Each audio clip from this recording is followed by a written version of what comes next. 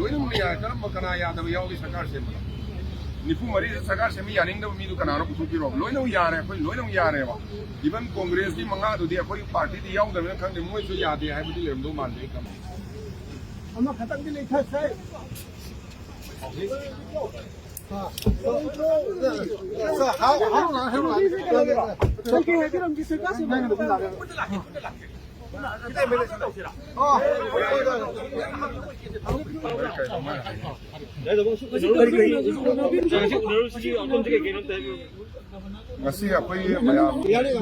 अखोय मयाम लोइनमक से हौजे मणिपुर नहान की वाल ताबी इंसिडेंट फिल्म से ऑलरेडी अखोई MLA मैम तरफ नुआईतब पेनब फोंदोक्रे एक्शन लौहनिंग हाँ फोंदोक्रे मरी लेना फोंदोक मरी लेना प्रजा मैम पाब पॉपुलर गवर्नमेंट सेमगी अखोई मैम लोइनमक MLA निफु मरी लोइनमक सरकार सेमसी यारे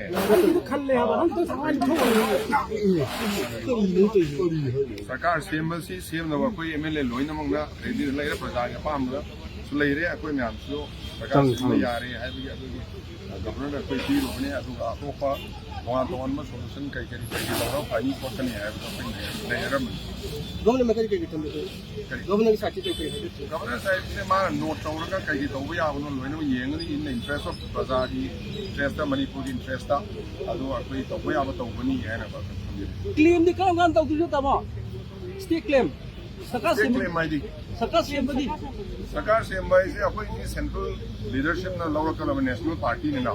अखोई लोइनम रेडी लेरे सम काइंड ऑफ क्लेम का सब मानने नते लोइनम यारे करम कना यादव यावगी सरकार सेम निफु मरी सरकार सेम यानिंगदब मीदु कनानो पुथुकिरो लोइनम यारे अखोय लोइनम यारे बा